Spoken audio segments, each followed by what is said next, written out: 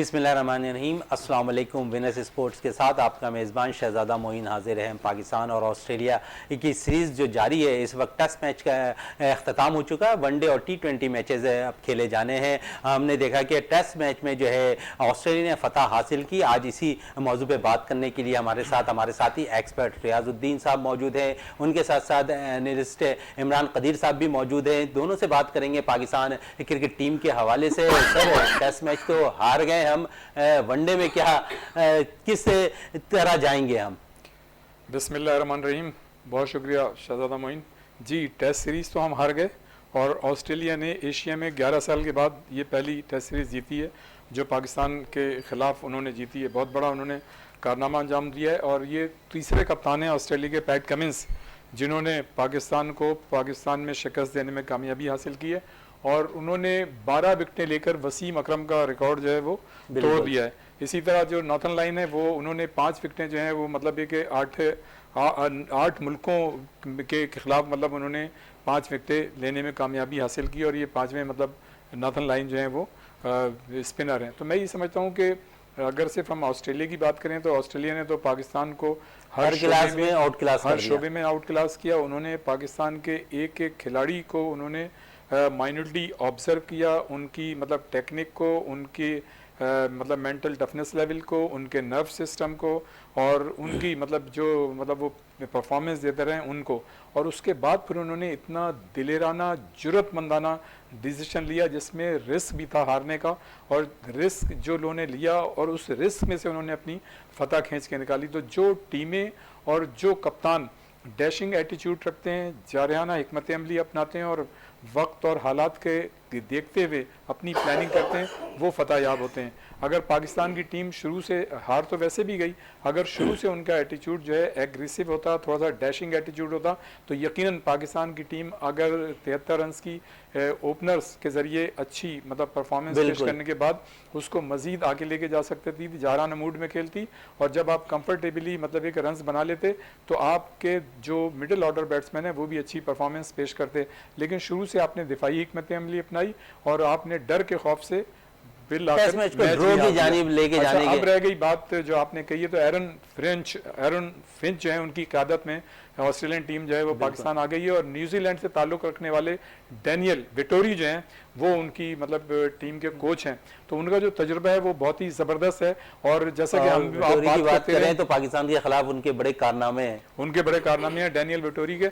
अच्छा, हम जैसे बात करते रहे इससे पहले भी कि देखें दुनिया भर की जो अच्छी अच्छी टीमें हैं, टॉप क्लास टीमें हैं, जैसे ऑस्ट्रेलिया को ले लें, न्यूजीलैंड को ले लें, इंग्लैंड को ले लें, इवन साउथ अफ्रीका को ले लें, तो उसमें आप ये देखें कि उन्होंने हर मतलब फॉर्मेट की टीम अलग बनाई हैगी। मतलब उन्होंने ये तो बिल्कुल कैटेगोरिकली मतलब ये चीज़ तय कर ली है कि हमारे ओपनर्स ये होंगे, हमारे जो है मिडिल ऑर्डर बैट्समैन ये होंगे और ज़्यादातर हमारे बॉलर्स ये होंगे। हाँ, दो तीन खिलाड़ी जो है वो सारी टीमों में उनके मतलब खेलते हैं, लेकिन एक लकीर उन्होंने खींच दी है। अब इसी यही वजह है कि उनकी टीमें जो है एक्स्ट्राऑर्डिनरी परफॉर्मेंस देती हैं और पाकिस्तान की टीम के खिलाफ बिल्कुल पाकिस्तान की टीम जीत गए सीरीज ऑस्ट्रेलियन टीम। इमरान साहब क्या कहेंगे, जिस तरह रियाज साहब कह रहे हैं कि मुख्तलिफ है, जिस तरह टेस्ट टीम हो, वनडे की टीम और T20 की टीम अलग अलग होनी चाहिए जैसे दीगर ममालिक की होती है, समझते हैं कि ऐसे ही टीमें पाकिस्तान को भी तैयार करनी चाहिए? देखिए जी, इनकी बात से सबसे पहला नाम जो मेरे ज़हन में आया ना, मोहम्मद आमिर और उसकी रिटायरमेंट है। ठीक है, उसका ही कैरिंग अ बैगेज, उसने बहुत कुछ किया, जॉन था, बैन हुआ, उसके साथ और भी बैन हुए। एक अनफॉर्चुनेट इंसिडेंट है जो सोर टेस्ट इन द माउथ है। बट जब उसने इनकार किया कि यार मैं टेस्ट में नहीं, मैं शॉर्टर वर्जन में अपने आप को देखता हूँ, और क्वाइट फ्रेंकली पैसा भी उसमें ही है, तो और आजकल वक्त टाइम इज़ मनी, तो हमने उसको इतना दिल बर्दाश्त किया कि वो रिटायर हो गया। तो जहाँ पॉइंट आउट राइटफुली किया कि देखें हमें लर्न करना है दुनिया क्या कर रही है। इस वक्त जो टॉप टीम्स हैं उसमें ऑस्ट्रेलिया, इंग्लैंड, इंडिया, न्यूजीलैंड है। माजरा जी, उन्होंने हर फॉर्मेट के लिए एक अलग खिलाड़ी रखा हुआ है।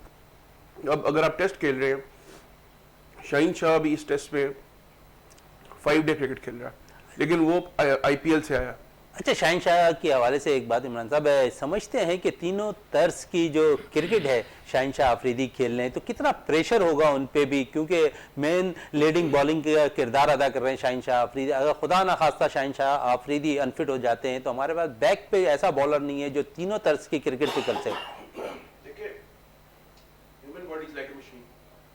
अगर आप एक मशीन को 24 घंटे चलाएं तो वो उसकी एफिशिएंसी पे फ़र्क पड़ता है। इसी तरह आजकल क्रिकेट, अगर हम पिछले माजी के दौर से इसको कंपेयर करें तो इतनी ज़्यादा क्रिकेट नहीं होती थी। अब अगर आप एक T20, इस तरह सीरीज़ चल रही है, करंट टेस्ट सीरीज़ ओवर हो गई, वनडे है, T20 है, तो अगर आप एक ही खिलाड़ी को हर फॉर्मेट में खिलाएंगे वो बर्न आउट पे आ जाएगा, उसकी एफिशिएंसी मुतासर होगी। T20 is all about 4 overs per bowler. Test cricket is like पूरा दिन बॉलिंग करनी है, तो आपको हॉर्सेस फॉर कोर्सेस के हिसाब से चलना पड़ेगा। उसके लिए एक डिफरेंट रिक्वायरमेंट होनी चाहिए। रियाज साहब क्या कहेंगे मोहम्मद आमिर के हवाले से, जिस तरह जिक्र कर रहे थे कि उनके साथ जो थोड़ी सी जो है ना उन्होंने टेस्ट क्रिकेट से रिटायरमेंट ली तो फौरी तौर पर वनडे और शॉर्ट क्रिकेट खेलने के सोचा, लेकिन उसमें हमने देखा कि उन्होंने बाद में भी रिटायरमेंट ले ली उससे, तो समझते हैं कि ये भी बड़ा फुकदान था हमारा। देखिए, मैं ये समझता हूँ कि मोहम्मद आमिर को मतलब रिस्पॉन्सिबिलिटी फील करनी चाहिए थी कि जब उन पर बुरा वक्त आया था, चाहे उनसे गलती हुई या जो भी मतलब किया, इस पे हम बहस में नहीं जाते, फिर उनको सज़ा हुई, फिर वो जो है मतलब काफ़ी अर्से क्रिकेट से बाहर है, तो आपको याद होगा कि पाकिस्तान क्रिकेट बोर्ड ने इनको बड़ा सपोर्ट किया था, आउट ऑफ द वे जाके इनको सपोर्ट किया था और फिर वहाँ से निकाल के लेके आए थे, उनको खिलाना शुरू किया यहाँ पे। मैं ये समझता हूँ कि ठीक है, मतलब बात उनकी सही है जो अभी बात हो रही थी कि हमें अपने बॉलर्स पे या किसी प्लेयर्स पे इतना प्रेशर नहीं डालना चाहिए। देखें, ये 80s या 90s की क्रिकेट नहीं है, उस वक्त क्रिकेट बड़ी स्लो हुआ करती थी, उस बिल्कुल डिफरेंट स्टाइल था, लेकिन अब जो है T20 और T10 के आने के बाद जो है लोगों का मिजाज भी चेंज हो गया और क्रिकेट भी बहुत ज़्यादा हो गई है, तो हमें उसी एहतियात के साथ चलना चाहिए। ख़ास तौर से हमें अपने फास्ट बॉलर्स को बहुत ही एहतियात के साथ इस्तेमाल करना चाहिए। अगर हम जैसे शहनशाह आमिर की बात करूँगा, लेकिन जैसे शहनशाह आफरीदी की बात हो रही है कि अब वो चूँकि इस वक्त अपनी पीक पे है, तो अब आप ये देखें उसे टेस्ट भी खेल रहा है, वनडे भी खेल रहा है, T20 भी खेल रहा है। मैं ये समझता हूँ कि जो ऑफिशियल्स हैं उनको सोचना चाहिए, ऐसा नहीं करना चाहिए। अगर आपको एक अच्छे खिलाड़ी को लिंगर ऑन, मतलब उसको कंटिन्यू आगे तक लंबे अरसे तक अगर आपने उसकी मतलब ये परफॉर्मेंस लेनी है तो उसको एहतियात से इस्तेमाल करना चाहिए। और देखें, जब से PSL पाकिस्तान में हो रही है, ये हमारी खुशकिस्मती है कि हमारे पास एक मतलब उस पर जगह पे 3 खिलाड़ी, 4 खिलाड़ी कमोबेश एक ही तरह के मेयार के आ गए। अब ये कि उनको जैसे जैसे मौका मिलेगा वो और रिफाइन होंगे। जहाँ तक आमिर की बात है, देखें आमिर के साथ हमारे मतलब पाकिस्तान क्रिकेट बोर्ड में हमेशा से ये मसले मसाइल रहे हैं कि हम खिलाड़ियों के साथ जब ऐसे मौके आते हैं तो उनके साथ बातचीत नहीं करते। भाई आप बैठ के बातचीत करें, जो दुनिया भर में होता है, जो मतलब एक महज़ब तरीक़ाकार है, आप उनको बैठाएं, उनसे पूछेंगे भाई आपकी क्या मुश्किलात हैं, क्या तरीक़ाकार है। सर, मुश्किलात की मैनेजमेंट की बात कर रहे हैं आप देखें कि T20 स्क्वाड से सीनियर जो मोस्ट हैं हमारे शोएब मलिक, वो ड्रॉप है, तो समझते थे कि ऑस्ट्रेलियन टूर में जो है, जो ऑस्ट्रेलियन से मैचेस हो रहे हैं, हमें सीनियर्स की बहुत ज़्यादा ज़रूरत थी। देखें, वैसे तो देखें जितनी भी टीमें बनती हैं इसमें एक कॉम्बिनेशन होना चाहिए, एक्सपीरियंस्ड भी लोग मतलब खिलाड़ी हों और आपके पास पावर यानी नए आपके यंगस्टर्स भी हों जो पावर दिखा सकें, जो T20 में इसकी बड़ी ज़रूरत होती है। मतलब ये एक बड़ा अच्छा कॉम्बिनेशन होता है जब आपकी टीम में जो है एक तजुर्बेकार खिलाड़ी हो जिनका एक्सपीरियंस हो, एक्सपोजर हो, और वो खिलाड़ी जो नए हों और उनको ज़ाहिर है आपके मतलब आपके अंडर में खेलेंगे तो आप उनको तरबियत भी दें, वो यकीनन रिफाइन होंगे, अच्छे होंगे। जहाँ तक आमिर की बात थी, मैं ये समझता हूँ कि आमिर के केस को मिस हैंडल किया गया है। अगर उसी वक्त उसको एड्रेस किया जाता तो मैं ये समझता हूँ इसके मस्बत नताइज निकल सकते थे, हो सकता है वो टेस्ट क्रिकेट भी खेल जाते। लेकिन बहरहाल देखें, प्लेयर बहुत बड़े थे, हमें उनसे हमदर्दी भी है, लेकिन जो उन्होंने एटीट्यूड मतलब इख्तियार किया, देखें वो सॉरी टू से विद ऑल ड्यू रिस्पेक्ट वो सही नहीं था। इसलिए कि देखें पाकिस्तान क्रिकेट बोर्ड ने आपको इतना सपोर्ट किया था और एक ऐसे मौके पे कि जब आपको खेलना चाहिए था, आप पर मतलब एक बोर्ड जो है रिलाई कर रहा था, तो आपको टेस्ट क्रिकेट में उनसे बात करके करना चाहिए था। देखें, किसी इंडिविजुअल के साथ आपके ताल्लुकात ख़राब होने का मतलब ये नहीं है कि आप पूरे बोर्ड को या अपने भी कैरियर ख़राब करें और आपको मतलब ये कि दुनिया के सामने इस तरह से लेके आए। जब एक खिलाड़ी जो है बड़ा खिलाड़ी बनता है तो उसके एटिकेट और मैनर्स भी फिर उसी तरह से होने चाहिए। देखें मतलब एक मतलब वक्त होता है, हर इंसान के दौर में एक ऐसा वक्त आता है कि जब वो 20 साल पहले कुछ और था, लेकिन जब आज अगर उसे अल्लाह ताला ने कोई मतलब मनसब अता किया है तो वो फिर उसी लिहाज से बिहेव करता है। तो मैं ही समझता हूँ कि आमिर को जो है तो टेस्ट क्रिकेट से इतनी जल्दी मतलब दिल बर्दाश्ता हो गया, जो भी मतलब केस था नहीं करना चाहिए था, उन्हें बात करनी चाहिए थी, अंडरस्टैंड करना चाहिए था। और ये तो सही है कि एक दो लोगों के साथ उनके ताल्लुकात सही नहीं थे, लेकिन इसका ये मतलब नहीं था कि वो इस तरह से करते। बहरहाल अब तो जो कुछ होना था वो हो गया, लेकिन एक लकीली एक बड़ी अच्छी चीज है शहजादा मोइन कि इस वक्त पाकिस्तान के पास हर शोबे में कई खिलाड़ी मौजूद हैं। इमरान साहब जिस तरह कह रहे हैं, रियाज साहब के हर लेवल के लिए हमारे पास प्लेयर्स मौजूद हैं, तो समझते हैं कि जिस तरह नौजवान क्रिकेटर्स निकल कर सामने आ रहे हैं, हमें अच्छा साइन है पाकिस्तान क्रिकेट बोर्ड के लिए, क्योंकि सिलेक्शन आसान हो गई है उनके लिए। देखिए एक अच्छा साइन है मगर चैलेंज भी है। देखिए मैं गिन रहा था कि हमारे पास बॉलिंग स्ट्रेंथ, बेंच स्ट्रेंथ इतनी ज़्यादा है। अब एक शाहनवाज धानी रिसेंट इमर्जिंग क्रिकेटर्स में से है, लेकिन शनवारी कहाँ गया, ठीक है। इसी तरह इमरान खान सीनियर कहाँ गया, इसी तरह मोहम्मद अब्बास एक टेस्ट क्रिकेटर था, कहाँ गया, ताबिश खान कहाँ गया। इतनी लंबी लाइन है, किस किस को खिलाएं किस किस को ना खिलाएं। लेकिन बात फिर आ गई जो फॉर्मेट ऑफ क्रिकेट की चॉइस है, क्या ये खिलाड़ी की है या बोर्ड की है, ठीक है। अब फिटनेस का भी बड़ा अमल दखल होता है। अब आप एज के हिसाब से जब देखते हैं, आप you are the best person to जज कि आपकी जिस्म में अब वो एनर्जी है या नहीं है, या आप उसको कहाँ ज़्यादा इफेक्टिवली इस्तेमाल कर सकते हैं। एक यंग बंदा, मेरा ख्याल है टेस्ट क्रिकेट में बॉलर, फास्ट बॉलर यंग आदमी होना चाहिए, वो 5 दिन जान मारेगा, तजर्बा भी चाहिए उसके साथ, तो उसकी एक एज ब्रैकेट डिफाइन कर देनी चाहिए। लेकिन जब आप अब 30s में जाने लगे तो आप टेस्ट क्रिकेट में, अब आज जितनी क्रिकेट हो रही है, मेरा नहीं ख्याल कि आप टेस्ट क्रिकेट में एक एक्सपीरियंस की जरूरत तो है, एक आधा एक्सपीरियंस प्लेयर हो सकता है, you can not go with all experienced. हाँ, एक्सपीरियंस आपको T20 में चाहिए, और रियल क्रिकेट तो टेस्ट ही है। तो आपने जब आपने रियल क्रिकेट खेलनी है तो बैटिंग एक ऐसा शोबा है जहां पर आप इन एक्सपीरियंस के ऊपर इन्हिसार नहीं कर सकते। बॉलिंग में आपको ज्यादा अग्रेसिव और ज्यादा अपना आप मनवाने वाले लोग चाहिए। सर आप एक्सपीरियंस की बात कर रहे हैं, अजहर अली एक मिसाल आपके सामने है, फवाद आलम की मिसाल आपके सामने, तो इनको तो अपनी जिम्मेदारी अदा करनी चाहिए थी ना इस टेस्ट मैच के अंदर। इन सब बेचारों के साथ ये है, बहुत से खिलाड़ी हैं, अनफॉर्चुनेट पार्ट है जो उसको डिस्काउंट नहीं कर सकते, इनको पाकिस्तान में क्रिकेट खेलने को नहीं मिली। इनका जितना तजर्बा था वो दुबई की पिच पे था, शारजा की पिच पे था, अबू धाबी की पिच पे था, तो जब वो अपने मुल्क में खेल रहे हैं तो ये भी उनको पता है जितनी नहीं वो डोमेस्टिक तो यही खेलते हैं ना। अब ये सवाल है कि कितनी डोमेस्टिक खेलते हैं, ये भी एक सवाल है कि ये लोग कितनी डोमेस्टिक खेलते हैं। बहुत सारे हैं जो माजरत भी कर लेते हैं। तो अब होम ग्राउंड प्रेशर भी इन पे है, क्योंकि ये वहां परफॉर्म करना है, और किन के खिलाफ करना है, दुनिया की बेहतरीन टॉप टीम्स। तो ये इनको एक आप मार्जिन दीजिए कि ये बहुत अच्छे खिलाड़ी हैं, मगर इन पे भी उतना ही प्रेशर है जितना एक विजिटिंग टीम पे होता है। बिल्कुल। इस वक्त ब्रेक के लिए कहा जा रहा है, ब्रेक से वापस आते हैं तो अब तक गुफ्तगू को मजीद जारी रखते हैं।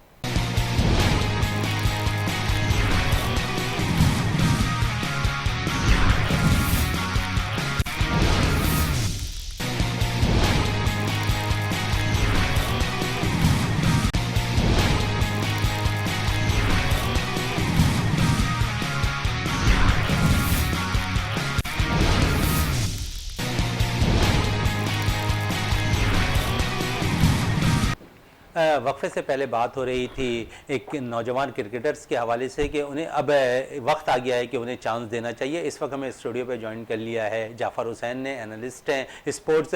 जाफ़र साहब अस्सलाम वालेकुम। स्पोर्ट्स में जो है बहुत बहुत शुक्रिया आपका आ जाने का। क्या कहेंगे, पाकिस्तान तो अपना टेस्ट मैच जो है तीसरा हार गया, जिस तरह आपने भी पेशन गोई की थी, रियाज साहब ने भी की थी, कि तीसरे जो टेस्ट है उसका 5वां रोज़ बड़ा इंपॉर्टेंट था, और उसमें हमने देखा वही कुछ हुआ। उनकी टिंग टैंक जो बैठी हुई थी ऑस्ट्रेलियन, उन्होंने अपना काम कर दिखाया। हमारी टिंग टैंक जो बैठी हुई थी, हालांकि एक वक्त पे हमारा मजबूत पोजीशन पे हम थे, 73 पे कोई आउट नहीं, अगले दिन हमने देखा कि फिर जो है हमारी विकेटें गिरती चली गई। क्या कहेंगे इस हवाले से?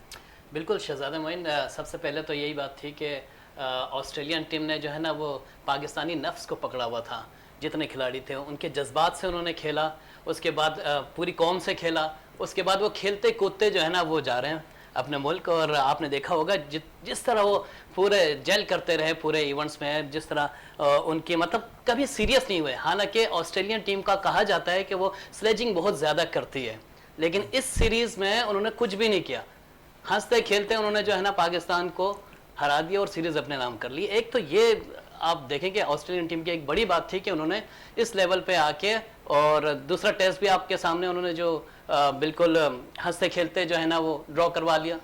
तो मैं ये कहना चाह रहा हूँ कि जिस तरह प्लानिंग थी उनकी, वो अपने प्लानिंग के हिसाब से बिल्कुल सेट चल रहे थे, लेकिन पाकिस्तान समझ नहीं पाया ना, वो खौफ के दायरे में रहा, वो खौफ में ही रहा कि भाई हमने विकेट ऐसे बनाने हैं, हमने रन्स बचाने हैं, हमने कुछ अपने बैट्समैनों को यहाँ खिलाना है, वो यही प्लानिंग करता रहा। उसने कभी अगेंस्ट को जो है ना वो टारगेट नहीं किया कि हमने इस बैट्समैन को कैसे आउट करना है, ख्वाजा को कैसे आउट करना है, हमने वार्नर को कैसे आउट करना है, कभी इस प्लानिंग पे नहीं किया। असल चीज ये थी, क्योंकि ये था वीडियो एनालिस्ट का काम, ये था कोचिंग स्टाफ का काम, ये था आपका जो है ना पूरे पैनल का काम कि भाई हमने ऑस्ट्रेलियन टीम की खामियों को ढूंढना है।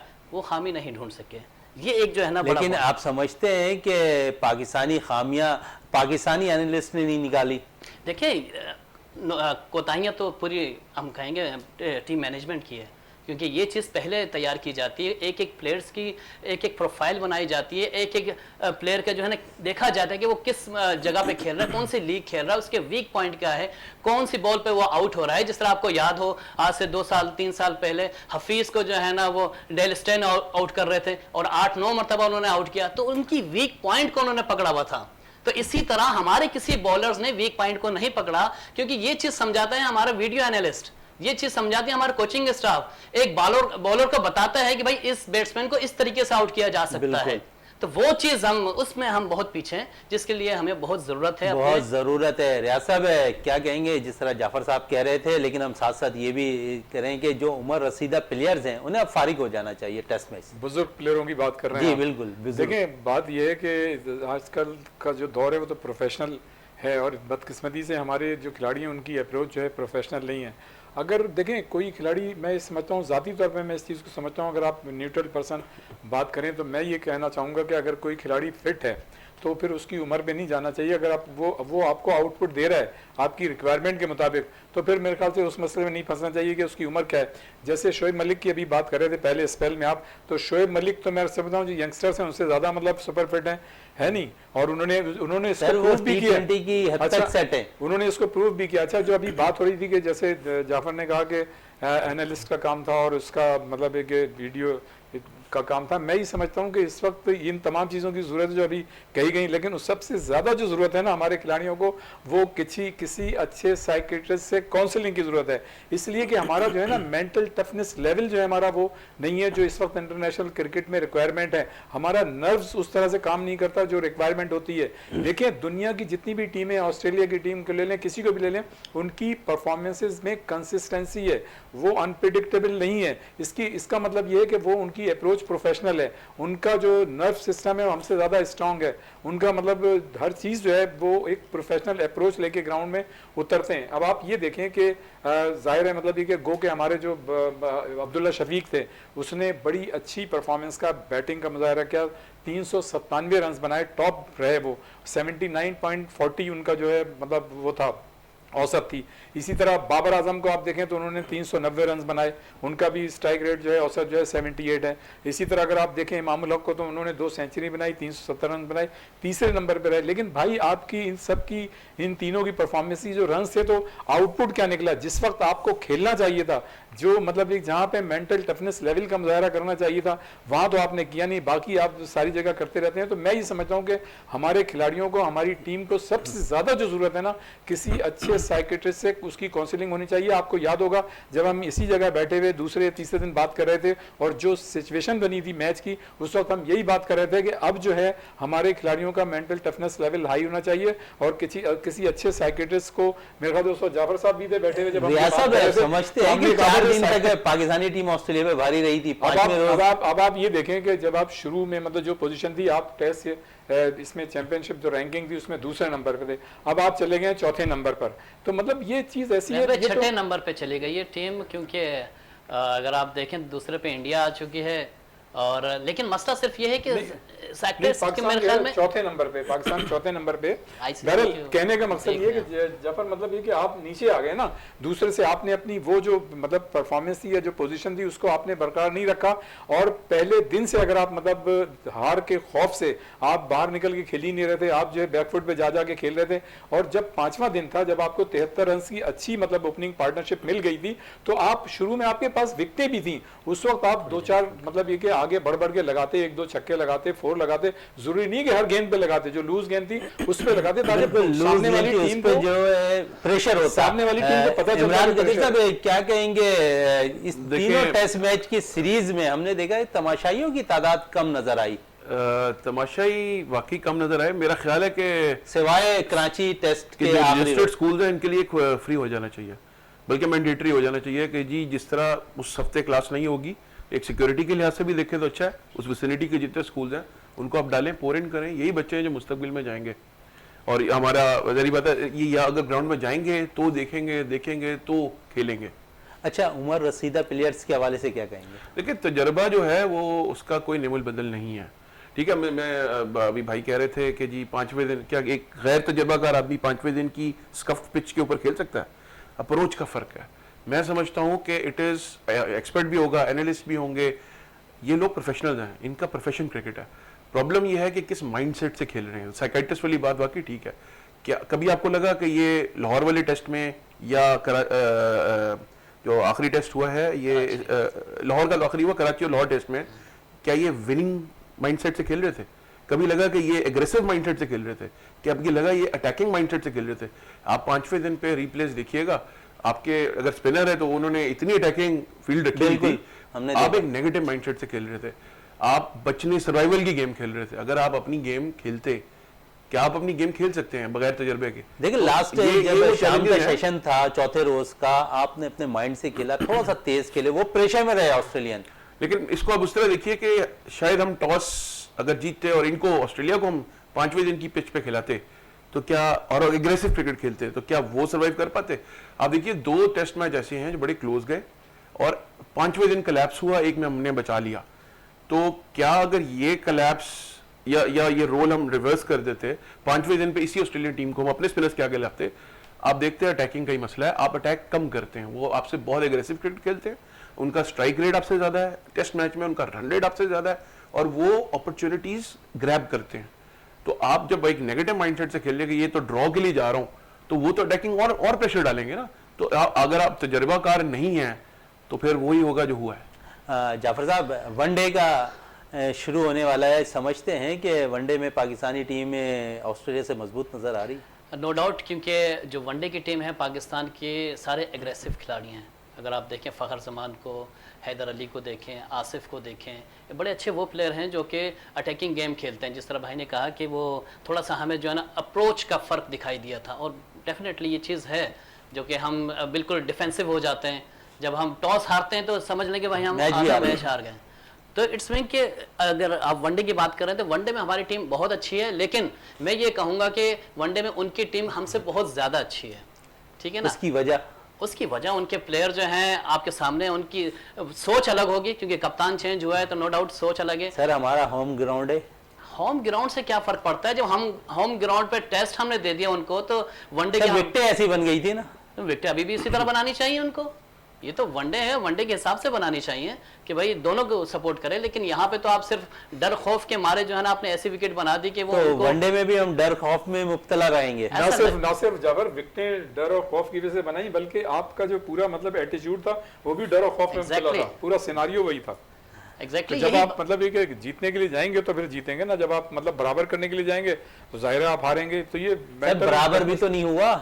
नहीं, तो वही तो मैं कह रहा हूँ, जब बराबर के लिए जाएंगे तब हारेंगे ना भाई। मतलब उसमें रह गया जाता है। आपको 73 रन यार बहुत होते हैं। 73 रन जब आपको मिल गए थे तो उस वक्त तो फिर आपको 2-4 शॉट, हर ओवर में एक दो गेंदों पे आपको चौका, एक आध 2-3 ओवर में एक आध छक्का लगाना चाहिए था, ताकि उन पे एक थोड़ा सा स्लाइटली प्रेशर बिल्डअप होता और वो भी साइकोलॉजिकली सोचते कि यार ये बाकी अब एग्रेसिव हो रहे हैं। अच्छा जाफर साहब, शान मसूद की थोड़ी सी बात कर लें कि वनडे और T20 से ड्रॉप हैं, तो समझते हैं कि ऑस्ट्रेलियन जैसी मजबूत टीम के साथ और फिर इन फॉर्म बैट्समैन थे, PSL में अच्छे रन कर रहे थे, समझते हैं उन्हें टीम में सेलेक्ट होना चाहिए था? नहीं, बिल्कुल ऐसा नहीं है, क्योंकि उनको ये अच्छी बात है कि एक क्राइटेरिया बना दिया गया है कि भाई ये टेस्ट का प्लेयर है, ये वनडे का प्लेयर है, ये टेस्ट भी T20 तो का नहीं प्लेयर खिलाया। है। नहीं खिलाया तो मौका ही नहीं मिला। शफीक ने बड़ी अच्छी बैटिंग की है। इमामुल हक की जगह दूसरे की जगह तीसरे टेस्ट में तो चांस अगर देना हम था। यहाँ पे ये डिस्कस करेंगे भी उसकी जगह उसको खिला दें, सारी चीजें आवाम के लिए तो नहीं होती ना। वो टेस्ट आपका जो है ना, वो चीफ सेलेक्टर कुछ ना कुछ सोच कर ही नहीं, आता है, वैसे टीम जाफर- मैनेजमेंट कुछ सोच कर ही आती है। वैसे रियाज जाफर भाई, भाई बात ये है, देखें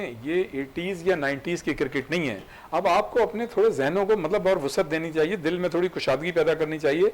ये जरूरी हम लकीर के फकीर क्यों बने में कि जी अगर इमामुल हक ने मतलब ये कि फर्स्ट टेस्ट में 2 दफे सेंचुरी बना दी और मतलब फिर दूसरे हमें टेस्ट में एक साल नाकाम बाद नजर उसको आए। खिलाना है। नहीं, अगर आप वो दूसरे टेस्ट में नहीं खेला तो उसको मतलब बैठाते बात करते कि भाई इस तरह से हम आपको निकालने का मकसद ये नहीं कि हमेशा के लिए निकाल रहे हैं। शान मसूद को खिलाते, आपको इतना अपने प्लेयर पे कॉन्फिडेंस होना चाहिए। तो आप अब आपने उसका रिजवान को कॉन्फिडेंस बिठा खराब कर सकते दिया। थे, रिजवान को बिठा देते आप। हाँ, किसी को भी बैठा देते कहने का मकसद ये है, किसी अगर को आप बैठा दो, हटा बिल्कुल। के दिखा इतना अच्छा, बड़ा दिल रिजवान के होता है, हवाले से इतना बात बड़ा- करें। अभी सरफराज अहमद ड्रॉप होने के बाद वनडे कप में गए और उन्होंने जो है 59 रन स्कोर कर दिए, तो समझते हैं कि कुछ जगह नजर आ रही है उनकी मुस्तकबिल में, जिस तरह जगह तो कुछ दिखाई नहीं दे रही। लेकिन चूंकि कौमी टीम के साथ रहे, कौमी टीम के साथ एक ऐसा एटमॉस्फेयर होता है कि आपको प्रैक्टिस का ज़्यादा मौका मिलता है, और जिस इन्वायरमेंट में वो रहे उनके बारे में कहा भी जा रहा था कि वो ग्राउंड के 6 चक्कर मारे थे शुरू में भी और एंड में भी।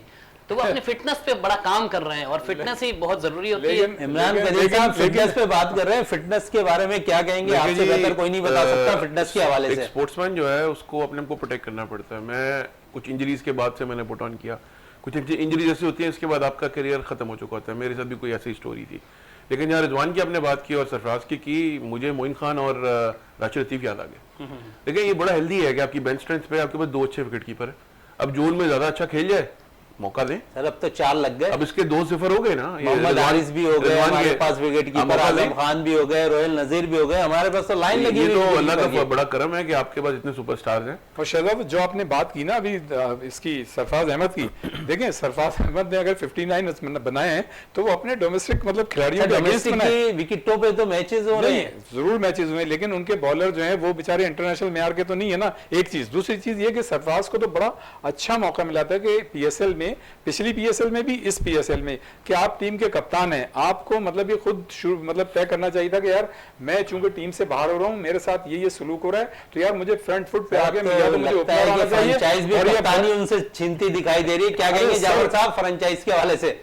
नहीं, कप्तानी अब देखें, अब तो- वो रिप्रेजेंट कर रहा है कोटा ग्लैडिएटर को, और ये कारकर्दगी 2 साल से तो 0 है। पूरी टीम की जीरो है। अगर आप ये देख रहे हैं कि भाई एक खिलाड़ी की जीरो, तो ऐसा तो कुछ नहीं है ना। कमान की भी बात होती है सर, अगर कमान अच्छी हो और लीड कर रहे हो कप्तान फ्रंट से, तो वो भी बड़े मायने रखता है टीम के लिए, जिस तरह बाबर आजम करते हैं। वो वक्त भूल गए आप जब चैंपियंस ट्रॉफी जितवाई, जब पीएसएल के तीनों सेशन जो है ना वो आपने सेमीफाइनल फाइनल खेले, ये सारी चीजें भी नहीं देखी जाती नहीं, है फिर ना। सरफराज ने जूनियर वर्ल्ड कप आपको जितवाया, और सरफराज पाकिस्तान क्रिकेट टीम का वो वाहिद कप्तान है जिसने वर्ल्ड के 2 टाइटल जितवाए हैं। इमरान खान ने और यूनुस खान ने तो एक टाइटल जितवाया है, बाकी सब ने तो हरवाए हैं। मिसबाह-उल हक ने तो जो स्वीप खेला था उसमें टीम को मरवा दिया था। गो के वो बहुत अच्छे कप्तान है, और उनकी वजह से कई मतलब आपने मतलब टेस्ट सीरीज भी जीती है, अच्छी उनकी परफॉर्मेंस रही। मैं उनकी परफॉर्मेंस को कम नहीं कर रहा, लेकिन बाज़ वक्त बड़े प्लेयर्स ने ये कारनामे अंजाम दिए। लेकिन ये कि सरफराज को अगर आप देखें, बहरहाल सरफराज को मौका मिला था पीएसएल में, बिल्कुल, वो justify सरफराज नहीं कर को सके। पीएसएल में भी मौका मिला था कि वो अपनी कारकर्दगी दिखाएं, तो यकीनन उन्होंने कारकर्दगी नहीं दिखाई। अब तो वो फ्रेंचाइज से भी, जो एक कोटा ग्लैडिएटर्स है, उनकी भी कप्तानी खतरे में नजर आती हुई दिखाई दे रही है। इस वक्त ब्रेक के लिए कहा जा रहा है, ब्रेक से वापस आते हैं तो गुफ्तगू को मजीद जारी रखते हैं।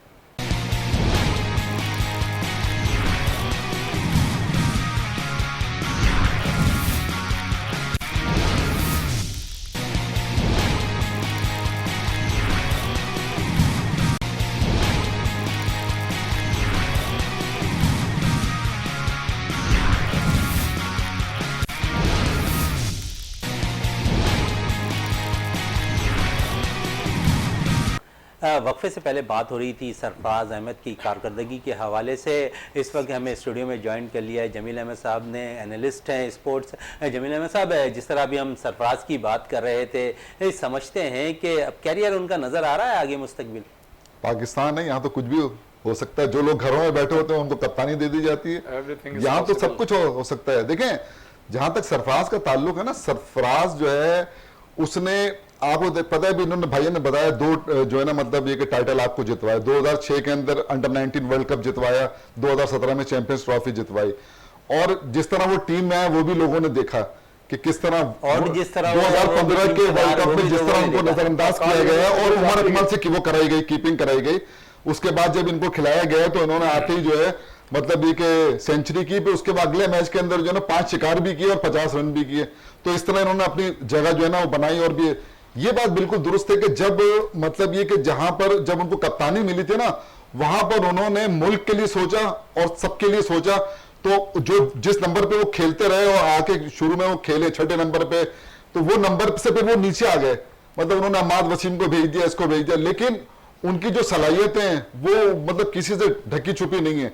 और अभी भी 11 सीरीज मतलब ये कि लगातार जीती और 37 में से 29 मैच उसने जो है ना मतलब जीते, और वो तो एक सीरीज में उसको जो है ना मतलब ये कि बाहर किया गया था। हमारे यहाँ यही होता है ना कि ये जो अदनान अकमल जो है उसको न्यूजीलैंड में गेंद लगी, उसकी उंगली फ्रैक्चर हो गई, उसके बाद वो बाहर हुए, उसके बाद सरफराज आए तो फिर वो भारी हो गई। ये तो हमारे यहाँ मतलब होता है। तो जब कोई प्लेयर जो है ना मतलब जो हमारे यहाँ तो जगह नहीं छोड़ते ना, अजहर अली कहाँ जगह छोड़ रहे, कारकर्दगी जगह की बात करूं जमील साहब, हमने तीनों फॉर्मेट में शाहिनशाह आफरीदी बड़े पेस अटैक के साथ बॉल करते हैं, तो समझते हैं कि इनको थोड़ा सा रेस्ट देना चाहिए, क्योंकि तीनों फॉर्मेट की क्रिकेट खेलते हुए नजर आ रहे हैं। देखिए कम से कम वनडे में हम रेस्ट जो है ना वो दे सकते हैं, हमारे पास जो है ना वनडे के अंदर अच्छे प्लेयर हैं, लेकिन बात यह है कि जो आपने जिस अंदाज में टेस्ट जो सीरीज खेली है ऑस्ट्रेलिया के खिलाफ, उसके अंदर आपने शाहिनशाह आफरीदी का तो फायदा नहीं उठाया। आप जो है इतना डर के नहीं, आपने पूरा प्लान कर लिया था कि जी हमने ये सीरीज जो है किसी तरह से भी ड्रॉ करनी है, लेकिन जहां उनको रिवर्स स्विंग मिला, वर्ल्ड क्लास बॉलर है यार, उड़ा दिया आपकी टीम को उन्होंने। आपके पहली इनिंग के अंदर 248 रन के ऊपर आपके 2 खिलाड़ी आउट, 268 पूरी टीम, 20 रन में 7 विकेट आपकी गिर के उन्होंने पूरी टीम। दूसरी इनिंग में क्या हुआ, आखिर की 8 विकेट आपकी 93 रन पे गिरी और आखिर की 5 विकेट 22 रन पे गिरी। दोनों इनिंग में तकरीबन जो है ना वो आप बताओ इतना अच्छा मौका, 3 रन का एवरेज उन्होंने आपको दिया, 351 रन, 173 रन आपने बना दिए, 117 ओवर में पूरा 3 रन का एवरेज बनता है। जब आप पहले दिन 73 रन बना के और आप जा रहे हैं, उसके बाद तो मैं समझता हूं कि 278 रन बनाने थे आपको 90 ओवर के अंदर। लेकिन कोई गेम इनका टोटल जो प्लान था ना, देखिए मैं आपको बताऊं एक चीज, जब तक आप अपने खेल में एग्रेशन नहीं लाएंगे ना, मिसाल के तौर पर उन्होंने अगर 4 आपके जो है ना गिर्द 2 इधर प्लेयर खड़े कर दिए, सिली मिडाउन और 2 यहां खड़े कर दिए, और उसके बाद वो गेंद कर रहा है ना नेथन लाइन, आपने उसको लाइन बनाने दी यार, आप निकल के उसको मारो उसे मिडाउन के ऊपर से, मिडॉफ के ऊपर से, जब वो मारोगे तो फील्डर पीछे जाएगा, जब पीछे जाएगा तो आपको सिंगल मिल रहा है, रोकने के अंदर आपकी जो ना विकेट भी जा रही है। तो आपका कोई गेम पे जो देखिए जो सीनियर प्लेयर होते थे ना पुराने, उनके पैर चलते थे, जब पैर चलते थे तो वो स्पिन को खत्म निकल के और मिडाउन के ऊपर से, मिड ऑफ के ऊपर से, बॉलर के सर के ऊपर से मारते थे, एग्रेशन थी उनके अंदर, और फिर वो जो ना फील्डर के पीछे देखिए 3 रन का एवरेज होता है कि वो भी फंसे हुए थे। अगर आप थोड़े से रन बनाते हैं ना तो वो थोड़ा सा इतने सारे लड़के जो उन्होंने लाके करीब खड़े कभी भी नहीं करते, वो भी फिर मैच बचाने पे जाते हैं। लेकिन आप इस तरह गए नहीं। जाफर साहब, जिस तरह जमील साहब कह रहे हैं कि पैर चलते थे पिछले दौर में, तो समझते हैं इस टेस्ट मैच के अंदर फवाद आलम का पैर बड़ा चलता नजर आया, फवाद आलम का पैर चलता नजर आया और अवाम की जबानें चलती नजर आई जब पाकिस्तान शिकस्त से 2-4 हुआ। इसी तरह जमील भाई की भी एग्रेशन आप दिखाई दे रहा है आपको मेरे ख्याल में। बिल्कुल बिल्कुल। तो ये चीज ये अवाम के जज्बात हैं जो कि निकल रहे हैं, और ऐसा होना नहीं चाहिए था, क्योंकि जमील भाई ने बिल्कुल सही कहा कि पैरों का इस्तेमाल करता है एक बैट्समैन जो है, वो डॉज करता है। ये डॉज करने के लिए बहुत ज़रूरी होता है, अपने आप को जो है ना खुली जगह पे खेलने के लिए, बॉल को यहाँ से वहाँ निकालने के लिए। आप दबते चले गए, पीछे होते चले गए, बैक फुट पे जब आप जाएंगे तो लाजमी से बात है बॉलर हावी होगा। लेकिन आप बात कर रहे हैं फवाद आलम के, फवाद आलम तो पिछले 2-3-4 टेस्ट से जो है ना वो अंडर प्रेशर चल रहे थे। जिस तरह बताया आपको कि 4 टेस्ट में उन्होंने 80 रन बनाए थे, अब 17 इस मैच में बना लिए। तो कहने का मकसद ये है कि फवाद आलम का पांव तो अच्छा चलता है, लेकिन बल्ला नहीं चल रहा है, इसका हमें थोड़ा सा नुकसान हो रहा है। अच्छा, बल्ला नहीं चल रहा है, रियाज साहब क्या कहेंगे? जिस तरह फवाद आलम का बल्ला नहीं चल रहा है, तो नेक्स्ट सीरीज में समझते हैं कि किसी यंग लड़के को चांस मिलेगा? शहजादा मोइन, मैं तो ये कहता हूँ कि हमें लकीर का फकीर नहीं बनना चाहिए। आज का दौर जो है साइंस का दौर है, तरक्की का दौर है, कंप्यूटर का दौर है, सोशल मीडिया का दौर है, इंटरनेट का दौर है। तो हमें 80 और 90 की दहाई से उस अप्रोच से हमें बाहर आना चाहिए। हमें जो है दकियानुसी सोच को ख़त्म करके अब हमें थोड़ा सा मॉडरेट हम दौर में गुजारा कर रहे हैं, तो हमें हर चीज़ उसी तरह से करनी चाहिए। बात ये नहीं है कि पिचेस कैसी थी या उनकी बॉलिंग कैसी थी, उनके खिलाड़ी कैसे थे। भाई आप प्रोफेशनल खिलाड़ी हो, आप मतलब किसी भी विकेट पे आप वो भी तो अपने मुल्क से आगे यहाँ पे सीरीज जीत के लेके गए ना, तो उनकी अप्रोच जो थी प्रोफेशनल थी। रह गई बात आप फवाद आलम की, तो मैं तो ये समझता हूँ कि आपके पास इतने लड़के हैं बैक टू बैक, आप दें चांस दें लड़कों को। जरूरी भाई हारेंगे ना, अभी भी तो हारे हैं ना, तो फिर हार जाएंगे, उसमें कौन सी हार सही, तो फिर आप जीत निकालेंगे ना कहीं। लेकिन मैं ये समझता हूँ कि अब हमें मतलब उस सोच से बाहर आना चाहिए, उस जो जिस दायरे में हम अभी तक फंसे में उससे निकल के हम अपनी अप्रोच जो है मस्बत जानिब जो है ले जानी चाहिए। और हमें बिल्कुल कैटेगोरिकली मैं तो ये कहता हूँ कि अगर जिस आप समझते हैं कि जो प्लेयर्स इस मतलब ये कि सीरीज में वो परफॉर्मेंस नहीं दे सके जो रिक्वायरमेंट थी हमारी, मैं ये समझता हूँ कि उनकी जगह दूसरे खिलाड़ियों को खिलाना चाहिए, क्योंकि अब आपके पास इतने खिलाड़ी हैं। जो टेस्ट सीरीज है उसमें चांस देना चाहिए। बिल्कुल, देखिए पहले ऐसा होता था इस पीएसएल से पहले, अब तो 7 साल हो गए पीएसएल को, अब तो माशाल्लाह मतलब परवान चढ़ रही है पीएसएल, और उससे इतने लड़के हमारे पास कमोबेश हर शोबे में हर उस जगह पे 2-2 3-3 4-4 लड़के आ गए। आप उन्हें चांस देंगे ना तो वो खुद फिर अपनी परफॉर्मेंस बेहतर बनाएंगे। लेकिन अगर आप सिर्फ एक ही प्लेयर पे रिलाय करते रहेंगे कि नहीं यार इसी को इस खौफ से कहीं ऐसा ना हो गया हम हार जाए, नए लड़के को खिलाएंगे, नहीं, ये चीज गलत है। आखिर आप देखें कि ऑस्ट्रेलिया को देखें, इंग्लैंड को देखें, न्यूजीलैंड, जनूबी अफ्रीका, इनके एटीट्यूड देखें किस तरह से ये अपने प्लेयर्स को मतलब लेके चलते हैं, खिलाते हैं। तो अब आप ये देखें जैसे उन्होंने उस्मान ख्वाजा को मौका दिया, गो के देना चाहिए था, लेकिन उस्मान ख्वाजा ने फिर प्रूफ किया ना, उसकी जगह जो एक प्लेयर था उनका क्या नाम है जमील भाई, उसको वो मतलब ये कि नहीं लेके आए, वो वहीं रह गया, लेकिन चांस दिया, अब ये उसने एक्स्ट्राऑर्डिनरी परफॉर्मेंस दी। तो जो भी मतलब अगर हैरिस ओपनर जो था, हैरिस मेरे हाँ वो है आया हुआ है, लेकिन वो खिलाया नहीं उसको। तो बात ये है कि उन्होंने देखिए टीम, हालांकि वो बहुत अच्छा खिलाड़ी है, बहुत अच्छा बैटर है, लेकिन उन्होंने जो है उस्मान ख्वाजा को चांस दिया, और फिर इसी उस्मान ख्वाजा ने हैरिस की अच्छी परफॉर्मेंस को मद्देनजर रखते हुए अपने आप को प्रूव किया, जस्टिफाई किया और परफॉर्मेंस निकाल। जिस तरह अब वनडे स्टार्ट होने वाला है, समझते हैं कि एज किस टीम को हासिल होगा? वनडे के अंदर तो देखिए मैं समझता हूँ दोनों टीमें बैलेंस है, हालांकि उनके 3-4 अच्छे प्लेयर नहीं होंगे इसके अंदर, समझे ना, और फिर भी स्मिथ भी नहीं होंगे उसके अंदर जो है ना, और मैक्सवेल भी नहीं होंगे, काफी 3-4 लड़के हैं जो कि नहीं होंगे। लेकिन मैं ये समझता हूँ कि देखिए वो जो जिस अंदाज में खेलते हैं ना वो प्रोफेशनल हैं वो लोग, तो जो भी लड़का उनका आता है ना, मैं आपको एक मिसाल देता हूँ, कैमरॉन ग्रीन की मिसाल देता हूँ ना, एशियस के अंदर वो आया ना, आपको कहीं से लग रहा है कि वो लड़का नया नहीं लग रहा ना। देखिए ये होना चाहिए, जब आप जब वो किसी प्लेयर को लाते हैं ना अंदर, उनके यहाँ एक कमी थी कि उनके यहाँ जो एक मतलब ऑलराउंडर जो है ना ऑस्ट्रेलिया के अंदर, वो एक मतलब बड़ी कमी थी, लेकिन वो इसके आने के बाद वो कमी जो है ना, आप अपनी बैटिंग लाइन देख लें, उनकी बैटिंग लाइन देख लें, आपके जो देखिए ना, जो आपकी बैटिंग में डेप्थ ही नहीं है, आपके 7वें नंबर पे साजिद खान खेलने आ रहा है, तो आप, और उनके यहाँ 7वें नंबर पे जो है ना एलेक्स कैरी खेलने आ रहे जिसने 67 रन बनाए। तो अगर आप देखें उनके यहाँ वर्ल्ड क्लास बैट्समैन भी उनकी टीम में मौजूद हैं, world class number one bowler और नंबर 1 बैट्समैन उनके पास मौजूद है। टीम देखें, जो मेन 3 बॉलर थे ना उन पे खेल रहे थे, उन्होंने उनके आपके 19 खिलाड़ी आउट कर दिए, आपके उनके कप्तान ने 8 खिलाड़ी आउट किए।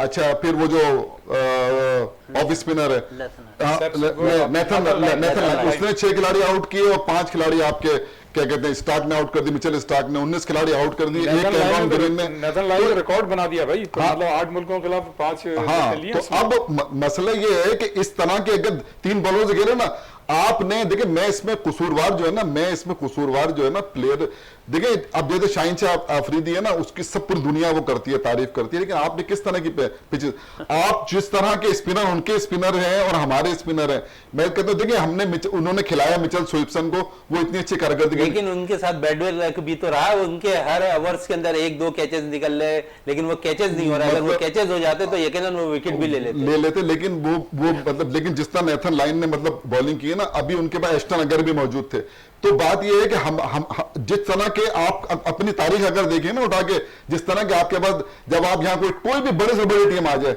हम उसको पकड़ लेते थे, अब्दुल कादिर को ले लें या उससे इकबाल कासिम को ले लें, या ये जो दिनेश कनेरिया, सईद अजमल,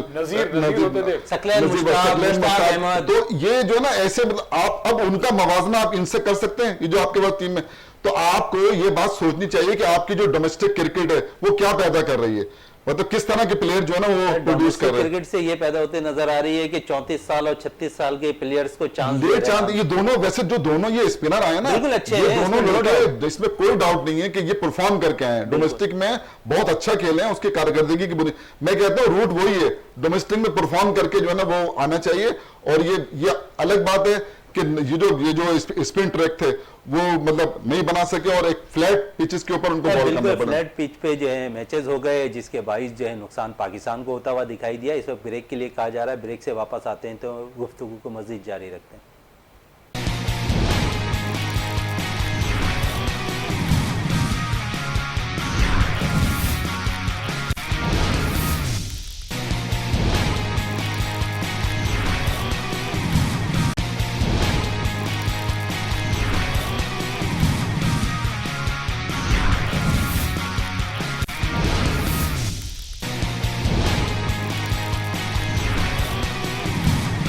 वक्फे से पहले बात हो रही थी कि नौजवान क्रिकेटर्स को चांस देना चाहिए। जाफर साहब, वनडे सीरीज स्टार्ट होने वाली है, समझते हैं कि इसमें नौजवान क्रिकेटर्स को चांस मिलने के चांसेस हैं?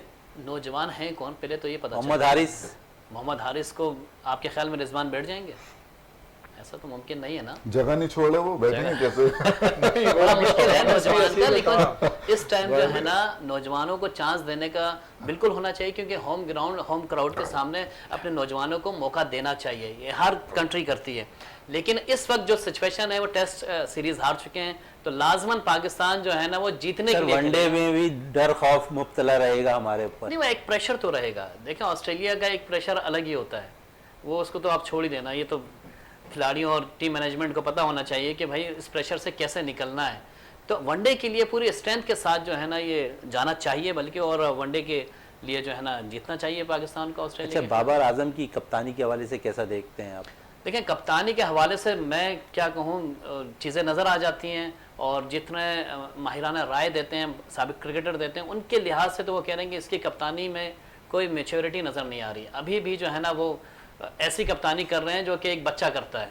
तो ये बड़े बड़े क्रिकेटर कह रहे हैं, लेकिन अब जमील भाई बताएंगे, क्योंकि जमील भाई तो ग्राउंड में रहते हैं और ग्राउंड से समझते हैं कि टेस्ट कप्तानी अब अलग कर देनी चाहिए।